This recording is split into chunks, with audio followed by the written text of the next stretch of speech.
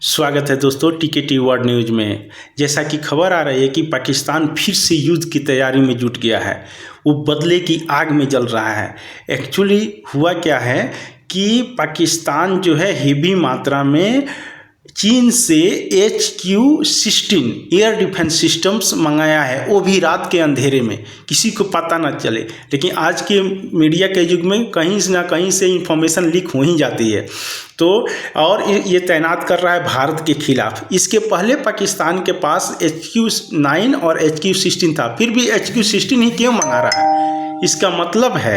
इसका मतलब है कि पाकिस्तान इसके पहले अमेरिका, यूरोप के पास भी गया था एयर डिफेंस सिस्टम के लिए, लेकिन अभी तत्काल में उसको कहीं एयर डिफेंस सिस्टम मिला नहीं है। तो सोच रहा है चलो जैसे चाइना से ही मिल जाता है, जो भी मिलता है चलो इसी से काम चलाते हैं।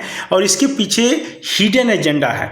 हिडन एजेंडा ये है कि यहाँ का जो जनरल है, जिसको मुनीर कहते हैं, ये मुनीर जो है ट्रंप से मिलने के बाद इसका कद और ज़्यादा ऊंचा हो गया है पाकिस्तान में। ये सोच रहा है कि ये खुद अगला राष्ट्रपति है। ये सोचता है वहाँ पर तख्ता पलट करने के लिए।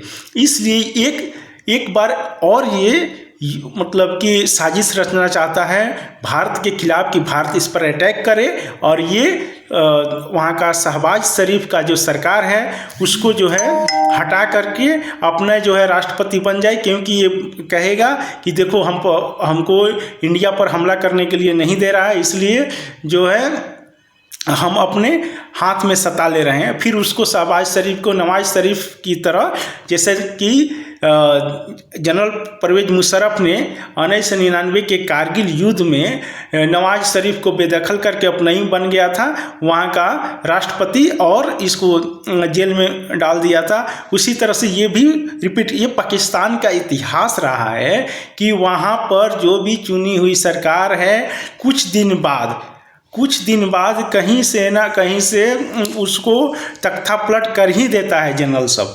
तो और जनरल फिर मलाई खाते हैं। फिर जनरल सब क्या करता है कि यूरोप और अमेरिका अपने पसंदीदा जगह पर बिल्डिंग बनाता है, अपना थाट से ज़िंदगी जीता है, अपने बच्चों भविष्य 7 पीढ़ियों तक का रख लेता है।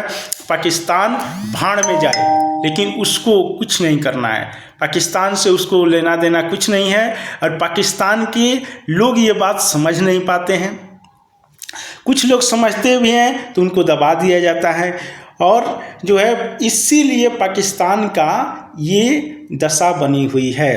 तो दोस्तों यहाँ पर मुनीर यही चाहता है कि एक बार युद्ध हो जाए भारत से, एक बार युद्ध हो जाए कि जो है हम अपने हाथ में सत्ता। चूँकि एक बार क्या हुआ कि पिछला बार जो सिंदूर पहला जो ऑपरेशन हुआ है, ये इसने साजिश रची थी। पहलगाम हमला कराया।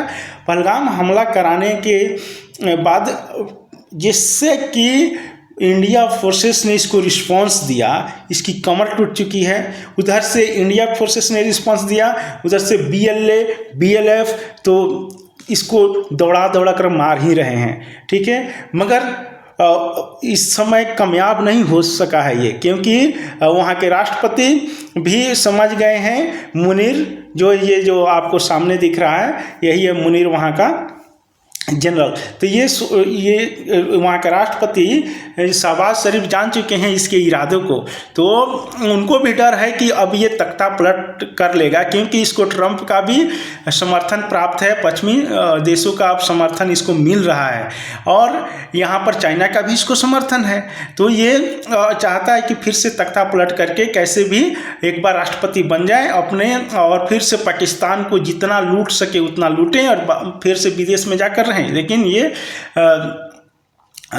ये अपने मंसूबों में कामयाब नहीं हो सकता है, क्योंकि यहाँ पर मोदी गवर्नमेंट है। इसकी ऐसी अब ऐसी धुलाई होगी कि ये जो है इस बार तो इसको जिंदा बचना ही नामुमकिन है।